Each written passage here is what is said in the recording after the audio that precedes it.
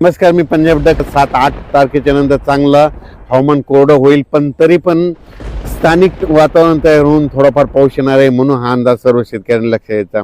राज्यात शेतकऱ्याला सांगू इच्छितो की ज्यांना शेतीची कामे करायची असेल तर तुम्ही काय करा, ह्या म्हणजे आता 8 तारखेपासून 8 ऑगस्टपासून हवामान कोरडं होईल. काही काही भागात ठिकठिकाणी सूर्यदर्शन होईल, कोरडं होईल, म्हणून हा अंदाज लक्षात यायचा आणि आपण आपल्या शेतीची कामे करायची. त्याच्यानंतर राज्यामध्ये 15 ऑगस्ट नंतर परत राज्यामध्ये पुन्हा पाऊस सक्रिय होणार आहे, पण ते पाऊस काय होणार आहे, विदर्भाकडे असणार आहे. विदर्भात म्हणजे कुठं, विदर्भामध्ये वर्धा, नागपूर, भंडारा, गोंदिया, चंद्रपूर, यवतमाळ, गडचिरोली तिकडल्या पट्ट्यामध्ये राहणार आहे. म्हणजे पूर्व विदर्भामध्ये ते पाऊस असणार आहे, म्हणून हा अंदाज तो सर्व शेतकऱ्यांना लक्षात यायचा.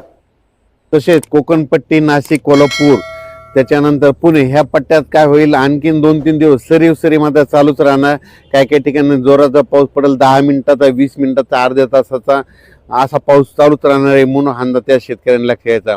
त्याच्यानंतर इकडं मराठवाड्यामध्ये परभणी, लातूर, हिंगोली, त्याच्यानंतर नांदेड, संभाजीनगर, जालना, धाराशिव, लातूर, बीड ह्या पट्ट्यामध्ये काय होणार आहे, दर आणखी 2-3 दिवस स्थानिक वातावरण तयार होऊन दुपारपर्यंत ऊन पडणार, लगेच अर्ध्या तासाचा 1 तासाचा जोराचा पाऊस पडणार आहे, म्हणून हा अंदाज लक्षात यायचा.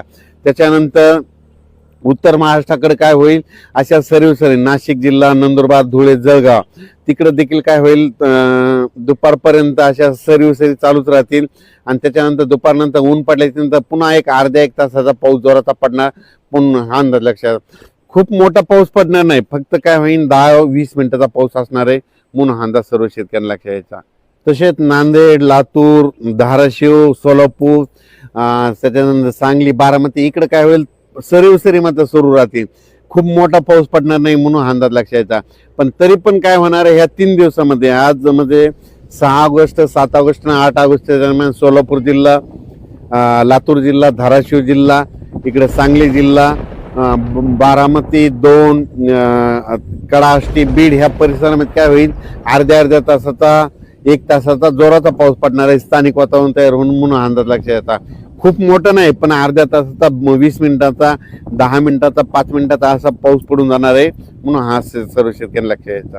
सोशल मीडियामधून असं ऐकण्यात येतं की सप्टेंबर ऑक्टोबर मध्ये पाऊस कमी पडणार आहे, पण सर्व शेतकऱ्याला सांगू इच्छितो की सप्टेंबर ऑक्टोबर मध्ये परतीचा पाऊस जोराचा पडणार आहे, धुमाकूळ घालणार आहे, म्हणून हा अंदाज सर्व शेतकऱ्यांना लक्षात यायचा. त्यानंतर एक अशी बातमी आली की टेम्परेचर वाढण्यानं, उलट टेम्परेचर वाढल्यामुळे फायदा होणार आहे. जितकं टेम्परेचर वाढलं त्यावेळेस काय होतं, उष्णता वाढते. उष्णता वाढली की हवेचे कमी दाब तयार होतात. कमी दाब तयार झाले की वारे जास्त दाबाकडून कमी दाबाकडे येत असल्यामुळं राज्यातला पाऊस वाढणार आहे. पण सर्व शेतकऱ्याला आणखीन एक सांगतो, महाराष्ट्राला 2 समुद्र आहेत, अरबी समुद्र आणि बंगालच्या खाडीचा समुद्र. अरबी समुद्रामधून जरी काही भागामध्ये पाऊस नाही पडला तर तुम्हाला सांगतो 20 सप्टेंबर नंतर काय होतं की बंगालच्या खाडीमधून पाऊस येतो, त्या शेतकऱ्याची हरभऱ्याची, ज्वारीची पेरणी करून टाकतो. आणि शेतीमध्ये सगळ्यात महत्वाचा काही भाग असे आहेत, काही जिल्हे असे आहेत की त्यांना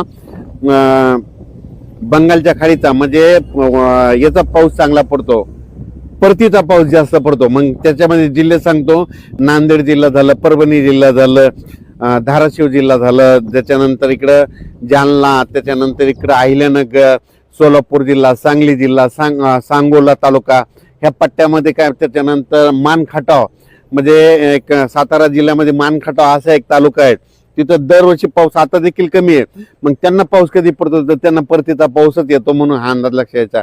अहिल्यानगरमध्ये देखील परतीचाच पाऊस जास्त पडतो, म्हणून अहिल्यानगरच्या शेतकऱ्यांनी अंदाज लक्षात यायचा. बीड जिल्हा, त्याच्यानंतर धाराशिव जिल्हा, सोलापूर जिल्ह्यात देखील परतीचाच पाऊस चांगला पडणार आहे, म्हणून हा अंदाज त्यांनी लक्षात घ्यायचा. सध्या आता माझा 15 ऑगस्ट पर्यंत शेतीची कामे करण्यासाठी वेळ भेटणार आहे, पण 15 ऑगस्ट नंतर विदर्भामध्ये म्हणजे पूर्व विदर्भामध्ये वर्धा, नागपूर, भंडारा, गोंदिया, चंद्रपूर, यवतमाळ तिकडल्या पट्ट्यामध्ये चांगला जोराचा पाऊस पडणार आहे, म्हणून हा अंदाज लक्षात यायचा. अचानक वातावरण बदल झाला तर परत एक मेसेज दिला जाईल. धन्यवाद.